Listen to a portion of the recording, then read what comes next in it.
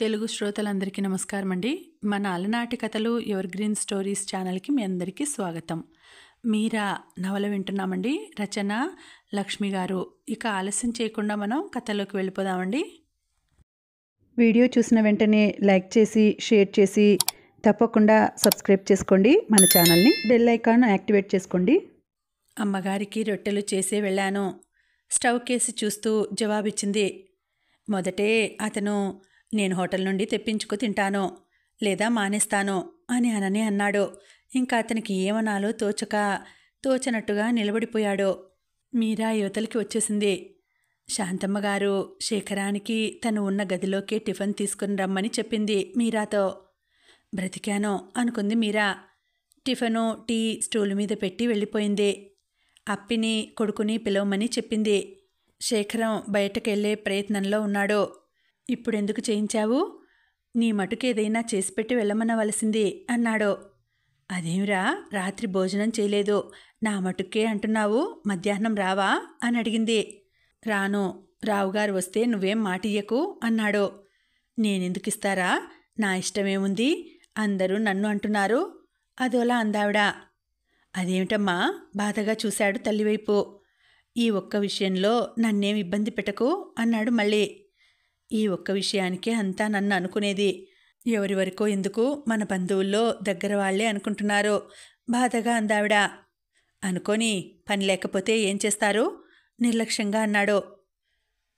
పెళ్లి చేస్తే నువ్వు నా చెయ్యి దాటిపోతావని, నేను చెయ్యట్లేదని అంటుంటే ఎలా భరించను?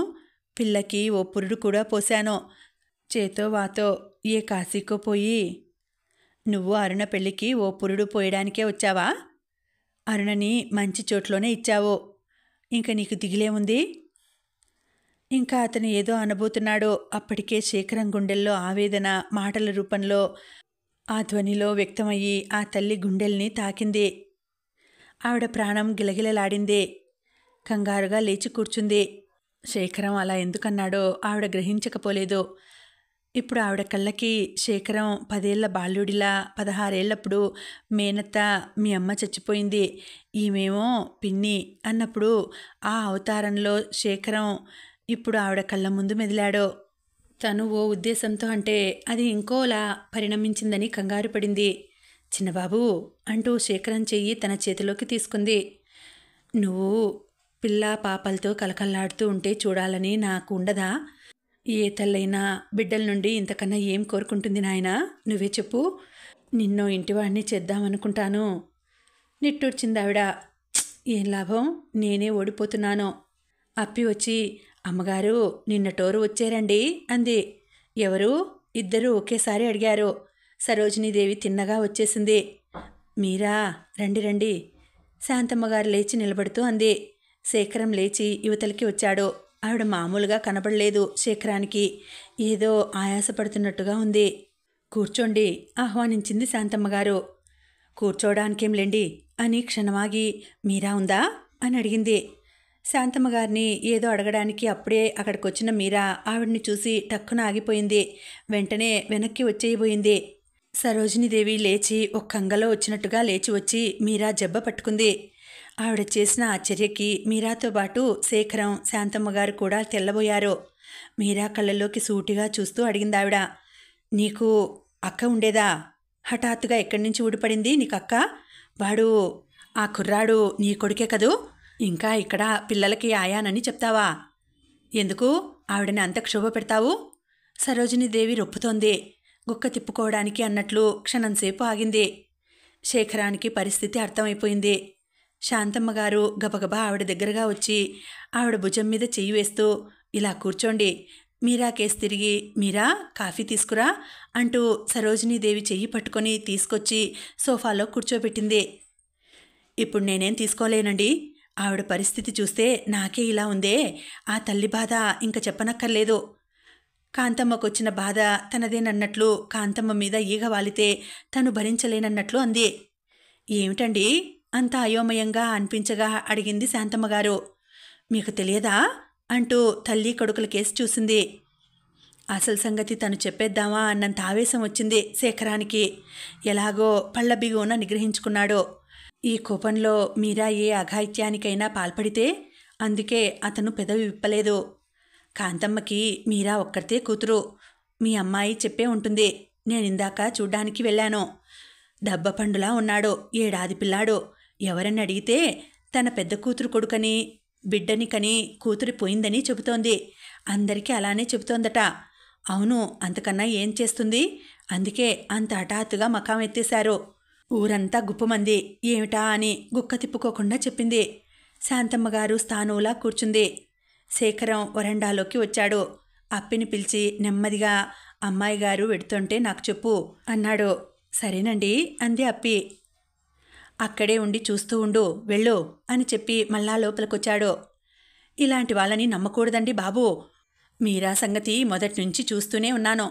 ఆ పిల్ల చేసిన పనికి బంగారం లాంటి ఉద్యోగం వదులుకొని తల్లి ఈ మారుమూల దొంగ బ్రతుకు బతుకుతోంది పాపం. కాంతమ్మ మీద సానుభూతి వ్యక్తం చేసింది. అప్పి, మీరాని కాఫీ తీసుకురమ్మను అని శాంతమ్మగారు పిలిచింది. నాకిప్పుడే వద్దండి అని శేఖరం వైపు తిరిగి, మీరు అలా అయిపోయారేమిటి, కూర్చోండి అంది.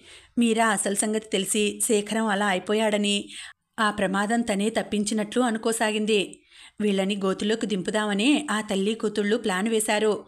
లేకపోతే బిఏ చదివి వంట మనిషిగా చేరుతుందా? ఈ పల్లెటూళ్ళలో ఉంటుందా? అసలు శేఖరం మీరా మీద దృష్టి పెట్టుకునే జ్యోతిని కాదంటున్నాడు. ఇప్పుడు ఈ ఊరు రావటం ఎంత మంచిదైంది. ఇప్పుడు చచ్చినట్టు ఒప్పుకుంటాడు. అడిగి మరీ చేసుకుంటాడు అనుకుంది సరోజినీదేవి. మీరా తను తీసుకురాకుండా అప్పిచేత కాఫీ పంపించింది. శాంతమ్మగారికి సిగ్గేసింది. అప్పిచేత పంపించినందుకు ఆవిడ ఏమనుకుంటుందోనని. శేఖరం వరండాలోకొచ్చి నిలబడ్డాడు. ఆవిడ బుర్ర బొత్తిగా పనిచేయటం లేదు.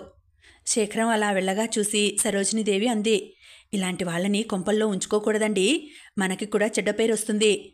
మీరు సరే అంటే నేను హైదరాబాద్ నుంచి మంచి పని మనిషిని పంపుతాను. అయినా ఏమిటో కొడుక్కు పెళ్లి చేసి హాయిగా సుఖపడకుండా ఏదో చనువు కొద్దీ అనేస్తున్నాను. ఏమీ అనుకోకండి వదినగారు. మొదటిసారిగా వరుస కలుపుతూ ఆవిడ చేతిలో అందిపుచ్చుకుంది. ఇప్పుడు సరోజినీదేవిని ఆవిడ మాటల తీరు చూస్తే అంత గంభీరంగా ఉండేది ఈవిడేనా అనిపిస్తుంది. అది వరకు ఆవిడ్ని ఎరుగున్న వారికి ఎవరికైనా. సరోజినీదేవి వెళ్ళిపోయింది. శాంతమ్మగారు ఉండండి అని ఎంత చెప్పినా వినకుండా మధ్యాహ్నం వస్తాం అని వెళ్ళిపోయింది. శేఖరం ఉండమనలేదు. ఆవిడ వెళ్ళిపోతే బాగుండునని తపస్సు చేస్తున్న వాళ్ళ నిలబడ్డాడు. కోటేశ్వరరావు జ్యోతిని తీసుకుని పక్క ఊర్లో ఆయన తరపు బంధువులుంటే వెళ్ళాడు. సరోజినీదేవి రానంది. ఆయన బలవంతం చేయలేదు. శాంతమ్మగారికంతా అయోమయంగా అనిపించసాగింది. అరుణ కూడా చెప్పింది మీరా ఒక్కతేనని. నిజంగా అక్కగారి ఉంటే మీరా ఎందుకు చెప్పదు? ఇందులో రహస్యంగా దాచుకోవాల్సింది ఏముంది? సరోజినీదేవి చెప్పింది నిజమే అనిపించింది శాంతమ్మగారికి. మళ్ళీ అంతలోనే మీరా అలాంటి పిల్లలా అనిపించదే. మరి ఈ విషయం రహస్యంగా ఎందుకు ఉంచినట్లు? అరుణ కూడా మీరాని అంత హఠాత్తుగా వచ్చేశారేం అని అడిగింది. సరోజినీదేవి అదే అడిగింది. చిన్నబాబు అంటూ కొడుకుని పిలిచింది. ఏమిటమ్మా అంటూ వచ్చాడు శేఖరం. తల్లి ఎందుకు పిలిచిందో ఏముంటుందో అతనికి తెలుసు. అతని తలంతా దిమ్ముగా ఉంది. వచ్చి తల్లి పక్కన కూర్చున్నాడు. మీరాని చూస్తే అలాంటి పిల్ల అనిపించలేదు కానీ ఆవిడ చెప్పిన దాంట్లో కూడా అతిశయం అనిపించలేదురా. నాకు చాలా చిత్రంగా ఉంది అంది. మనకు తెలియని విషయాల్ని గురించి మనమేమీ మాట్లాడొద్దమ్మా భారంగా అన్నాడు. అరుణ కూడా మీరా ఒక్కతేనని చెప్పింది కదరా. నిజంగా అక్కగారుంటే మీరా దాచవలసిందేముంది? శేఖరం మాట్లాడలేదు. అందుకే తల్లిని ఇక్కడకు తీసుకురాలేదు. అరుణ వస్తానంటే కూడా నువ్వేం వస్తావు, మా అమ్మనే తీసుకొస్తాను అనేది. ఇవన్నీ మనకేం తెలుసు? మీరాని ఇంట్లో ఉంచుకుంటే సరోజినీదేవి అన్నట్టుగా ఎలాంటి అపవాదులు వస్తాయోనని అనుకోసాగింది ఆవిడ. నువ్వు ఆవిడనేమీ అడక్కమ్మా, మనకెందుకు అన్నాడు శేఖరం. వీధిలో కారు ఆగిన శబ్దమైంది. ఈ సంగతి విని కోటేశ్వరరావు వచ్చి ఉంటాడనుకున్నాడు శేఖరం. లేచి యువతలకొచ్చాడు. వచ్చిన ఆయన్ని చూస్తూనే అతను సంభ్రమంగా అన్నాడు తల్లితో, అమ్మా ఎవరొచ్చారో చూడు. ఎవరు అంటూ ఆవిడ లేచి కూర్చుంది. వచ్చిన ఆయన్ని చూస్తూనే గబగబా ముందుకెళ్ళి ఆయన చేతులు పట్టుకుంది. ఆవిడ కళ్ళల్లో గిర్రున నీళ్లు తిరిగాయి. ఆ వచ్చిన ఆయనకి కళ్ళల్లో నీళ్లు తిరిగాయి. ఇన్నాళ్లకి దయ కలిగింది మామయ్యకి. నవ్వుతూ పలకరించాడు శేఖరం. వచ్చిన ఆయన శాంతమ్మగారి మూడో అన్నగారు. ఆ అన్నగారంటే ఆవిడకి ప్రాణం. చెల్లెలంటే ఆయనకి అంతే. ఉన్న ఇద్దరు అన్నగార్ల దగ్గర కన్నా ప్రకాశం గారి దగ్గరే శాంతమ్మగారికి చనువు ఎక్కువ. ఇద్దరి మధ్య ఎటువంటి రహస్యాలు ఉండవు. ఒకరి కష్టసుఖాలు ఒకరు చెప్పుకుంటారు. మనసులో బాధని దించుకుని కొంత ఉపశాంతిని పొందుతారు. ఎన్నాళ్ళైందిరా నిన్ను చూసి, కళ్ళు ఒత్తుకుంటూ అందావిడ. బొత్తిగా ఇలా అయిపోయావేమిటే శాంత, ఒంట్లో కులాసాగా ఉంటోందా? ఆప్యాయంగా అడిగాడాయన. అదే కులాసా, కూర్చో, ఎక్కడుంటావో ఒక్క ఉత్తరం కూడా రాయవు కదా అన్నగారి పక్కన కూర్చుంటూ అంది. ఎక్కడుంటే ఏమే, నేను రాయిలా ఉంటాను. అరుణ అత్తారింటికి వెళ్ళిపోయిందటగా. అవునరా అన్నయ్య, వాళ్ళకి నెలలో కలవటమే ఆచారమంట. ఏమంటాం? ఇందిర దగ్గరికి వెళ్ళావా? కులాసాగా ఉందా? ఇప్పుడు అక్కడి నుంచే వస్తున్నాను. నీకో పెద్ద పని అప్పచెప్దామని వచ్చాను. వాళ్ళిలా మాట్లాడుకుంటుంటే శేఖరం లోపలికొచ్చాడు.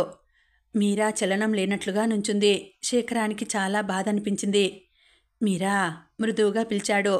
పరాగ్గా ఉన్న ఆమె ఉలిక్కిపడింది, కానీ ఇటు తిరగలేదు. మా మామయ్య వచ్చాడు, కాఫీ కావాలి. ఆమె నుంచున్న చోటు నుంచి కదిలింది. శేఖరం యువతలకొచ్చాడు. నేను చేసే పనేముందిరా అంటున్న శాంతమ్మగారు కొడుకు లోపల నుంచి రావటం చూసింది. అప్పి ఉందిరా, మీరాని కాఫీ తీసుకురమ్మని చెప్పు అంది. మీరా? ఉలిక్కిపడ్డారు ప్రకాశం గారు. మీరా ఎవరు? చెల్లెల్ని అడిగారు. ఆవిడ ఏం మాట్లాడలేదు. అది వరకు మళ్ళీ మీరా గురించి అభిమానంగా ఆవిడ నోటి వెంట మాట రాలేదు. అలా అని మీరాని తీసి పారేసినట్టుగా వంట మనిషి అని చెప్పలేకపోయింది.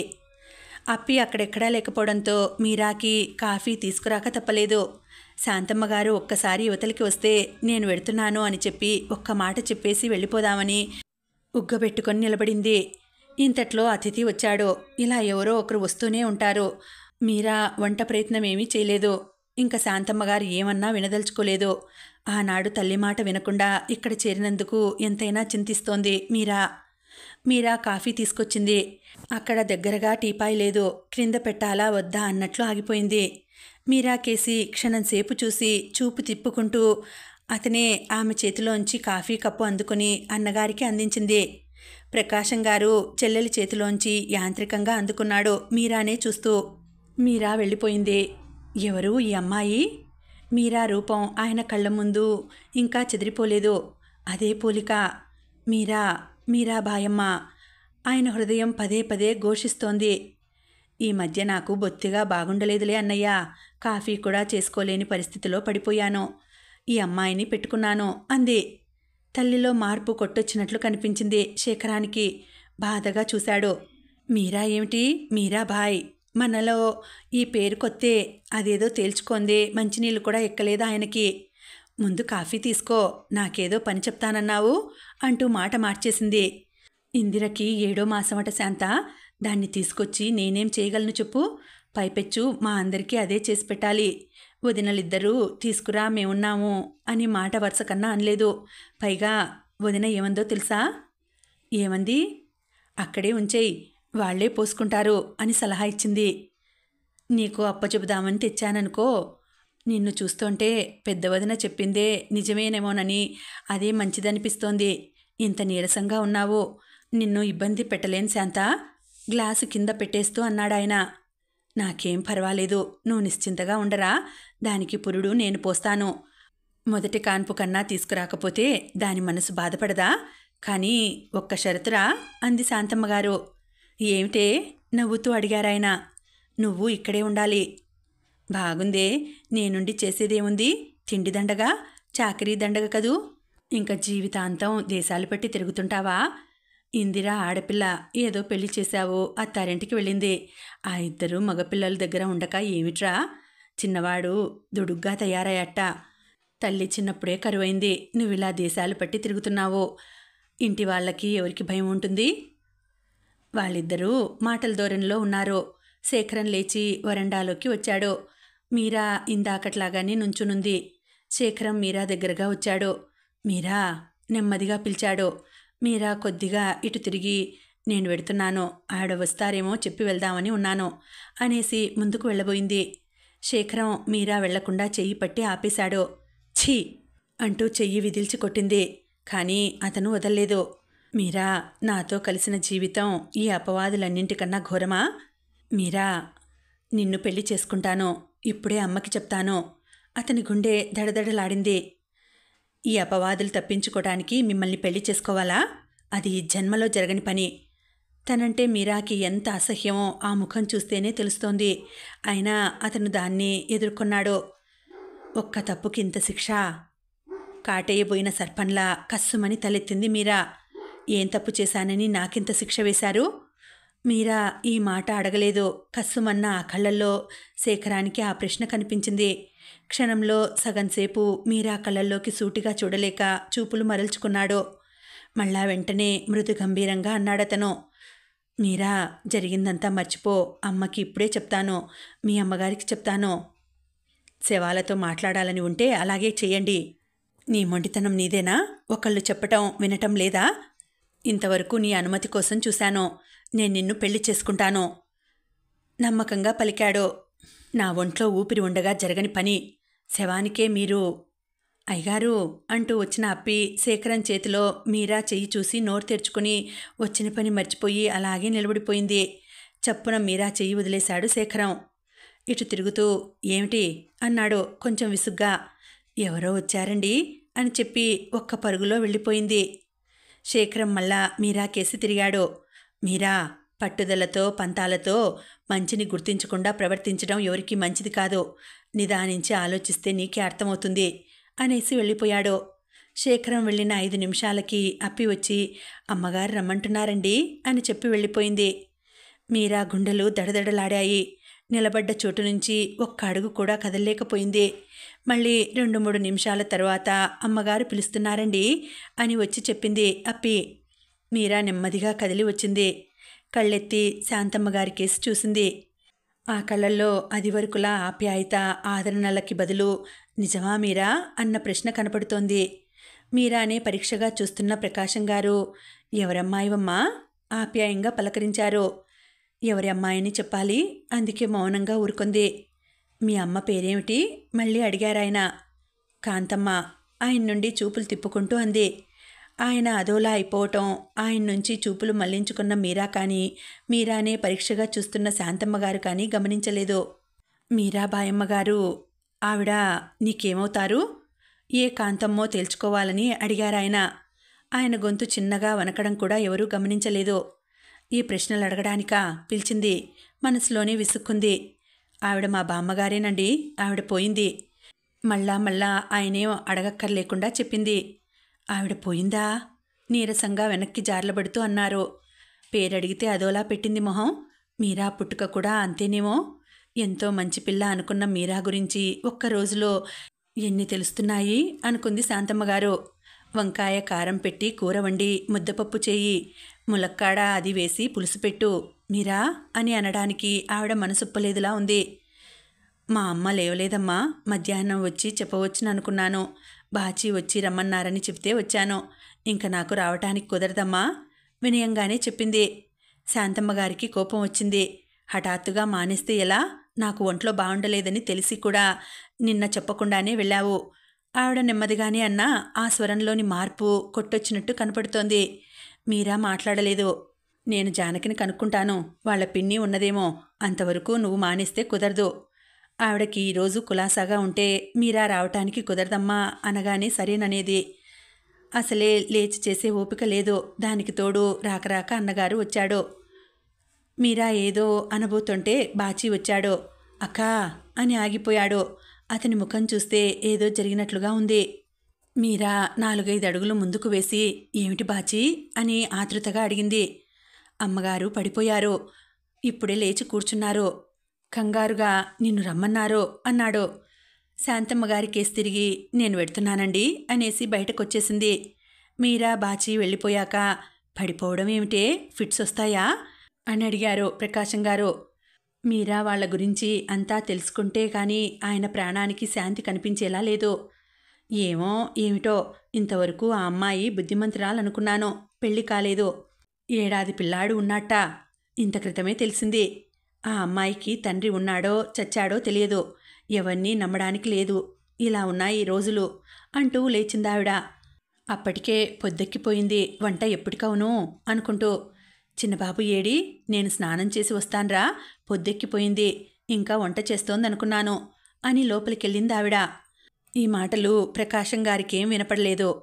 కాంతమ్మ, మీరా, బాయమ్మ వాళ్లే ఎందుకు కాకూడదు? ఆయన గుండె దడదడా కొట్టుకుంటోంది. సోఫాలో వెనక్కి వాలి అలాగే కూర్చుండిపోయారాయన. మీరా కంగారుగా లోపలికి అడుగుపెట్టింది. తల్లిని ఆతృతగా ఎలా ఉందమ్మా అని అడగబోయి ఆవిడ అవతారం చూసి వెనక్కి తగ్గింది. ఆవిడ కళ్ళు అగ్నిగోళాల్లా ఉన్నాయి. ఆవిడ ఎంతో ఆవేశాన్ని, ఆవేదనని అతి ప్రయత్నం మీద నొక్కి పట్టిందని ఆవిడ ముఖమే చెప్తోంది. బాచీ కూడా ఉండడం వల్ల ఆవిడ వెంటనే కళ్ళు మూసుకుంది. అదిరే గుండెతో మంచం దగ్గరగా వెళ్ళి ఎలా ఉందమ్మా నెమ్మదిగా అడిగింది. అందావిడ పళ్ళ బిగువున. ఇంకా మీరా ఏమీ అనలేదు. పిన్నిగారు, డాక్టర్ అమ్మగారిని ఇక్కడికి తీసుకురమ్మంటారా? బాచీ అడిగాడు. వద్దు అన్నట్టు చెయ్యి ఊపింది కాంతమ్మ. సరోజినీదేవి గొడవ చేసి వెళ్ళాక ఆవిడ పెద్దగా ఏడుస్తున్నట్లు ఒక్కసారిగా పడిపోయింది. బాచీకి ఏం చెయ్యాలో తోచలేదు. ఇంట్లో ఎవరూ లేకుండా ఆవిడని వదిలి ఎక్కడికని వెళ్ళడం? అయినా ఆవిడకి ఫిట్స్ అని అతనికి తెలియదు. అలాంటప్పుడు ఏం చేయాలో తోచక ఆవిడ ముఖం మీద నీళ్లు చల్లి దగ్గరే కూర్చున్నాడు. ఆవిడకి తెలివి వచ్చాక డాక్టర్ని తీసుకొస్తానంటే వద్దుగాక వద్దంది. మీరా అని అడిగితే అది వరకెప్పుడూ రాలేదని చెప్పింది. ఇది సరోజినీదేవి చేసిన గొడవకే అనుకున్నాడు. సరోజినీదేవి అలాంటి మాటలంటుంటే బాచీ తెల్లబోయినట్టు చూస్తుండిపోయాడు. సరోజినీదేవికి అహంకారం ఎక్కువని మీరా అక్కయ్య మీద ఏదో కసికొద్దీ అలా అంటోందని కూడా అనుకున్నాడు బాచీ. బాచీ, నువ్వు వెళ్ళింకా నేను వచ్చాను కదా అంది మీరా. మళ్ళా మధ్యాహ్నం వస్తానక్క అని వెళ్ళిపోయాడు బాచీ. మీరా వీధి తలుపులు గడియపెట్టి ఇటు తిరిగింది. కాంతమ్మ లేచి మంచం మీద కూర్చుంది. ఎందుకు లేచావు? పడుకోమ్మా అంది మీరా. తల్లి అవతారం చూస్తే ఆమెకి భయం వేసింది. తల్లిని ఎప్పుడూ ఇంత కోపంగా చూసి ఎరగదు. అసలు ఆ అవతారమే కొత్తగా అనిపిస్తోంది ఆమెకి. మీరా మాట కాంతమ్మ వినిపించుకున్నట్లు లేదు. కాంతమ్మ మంచం దిగింది. ఆమె తల్లి దగ్గరకొస్తూ ఏదో అడగబోయింది. కాంతమ్మ మీరా జుట్టు పట్టుకుని బరబరా పక్క గదిలోకి లాక్కుపోయింది. ఇప్పుడు చెప్పు, వాళ్ళింట్లో ఎవరికి ఆయాగా ఉంటున్నావు?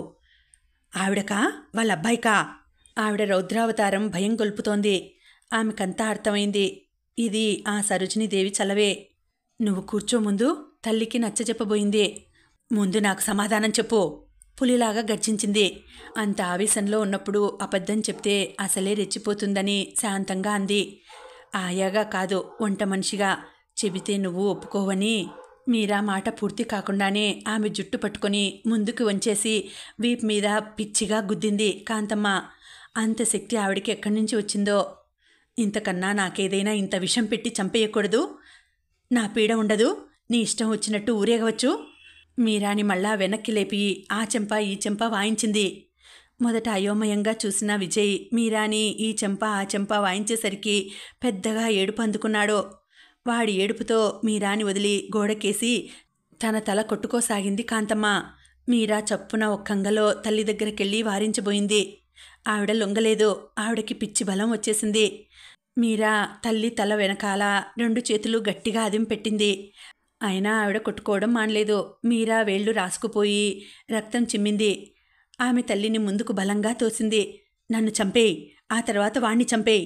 మా పీడ పోతుంది. అప్పుడు నీ పరువు పోదు ఏడుస్తూ అంది మీరా. విజయ్ మీరా మెడని 2 చేతులు చుట్టి ఏడుస్తున్నాడు. ఈ చేసిన పాపాలు చాలువు.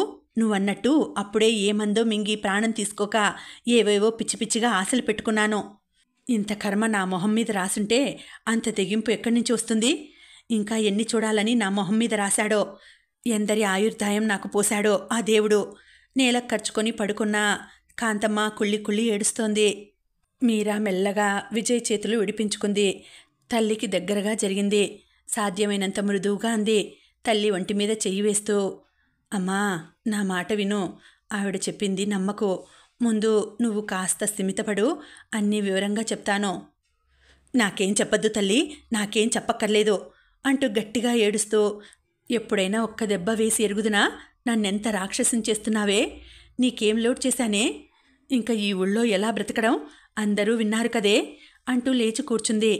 నిన్ను బంగారంలా పెంచి పెద్ద చేసి నీ నీడలో నా కష్టాలన్నీ మర్చిపోదామని కదే ఏ ఆడది చేయని పని. దొడ్డమ్మ తప్పు తప్పు అని వారించినా వినకుండా నా చేత్తో నేనే బొట్టు చెరుపుకున్నాను. సంగం విసిరే విసురులకి తట్టుకోలేక కదే నిన్ను ఇంత ధైర్యంగా పెంచలేనని కదూ నేనా పని చేసింది. నాకేమిటి మిగిలింది? భగవాన్, నన్నెందుకు బతికించావు? 2 చేతుల్లోనూ ముఖం దాచుకొని రోధించసాగింది. మీరాకి ఏడుపు వచ్చింది.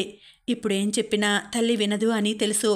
కాంతమ్మ పైకి ఏడుస్తోంది. మీరా లోపల ద్రిగ్గిళ్ళి ఏడుస్తోంది. కాంతమ్మ పైకి ఏడుస్తోంది. కాసేపు ఇద్దరినీ చూస్తున్న విజయ్ వంటింట్లోకి వెళ్ళి వాడికి అందుబాటులో ఉన్న పళ్ళెం పట్టుకొని వచ్చాడు. అమ్మా, ఆమ్ పళ్ళెం చూపించాడు. వాడికి భోజనం టైం అయ్యి చాలాసేపయింది. అంత బాధలోనూ ఆమెకి నవ్వు వచ్చింది. కాసేపయ్యాక పెట్టవచ్చని డబ్బాలోంచి బిస్కెట్లు తీసి ఇచ్చింది. విజయ్ వాటిని విసిరి కొట్టాడు. విజయ్ని ఎత్తుకుని వంటింట్లోకి వెళ్ళింది ఆమె. కాంతమ్మ అన్నం తినలేదు. ఆఖరికి ఆవిడ చేత గుక్కెడు కాఫీ కూడా తాగించలేకపోయింది ఆమె. కాంతమ్మకి టెంపరేచర్ కూడా వచ్చింది. విజయ్ పడుకున్నాడు. ఇంకా ఉందండి, కథ కొనసాగుతుంది. మళ్ళీ వచ్చే వీడియోలో తర్వాతి భాగం తెలుసుకుందామండి. అంతవరకు సెలవు. నమస్తే.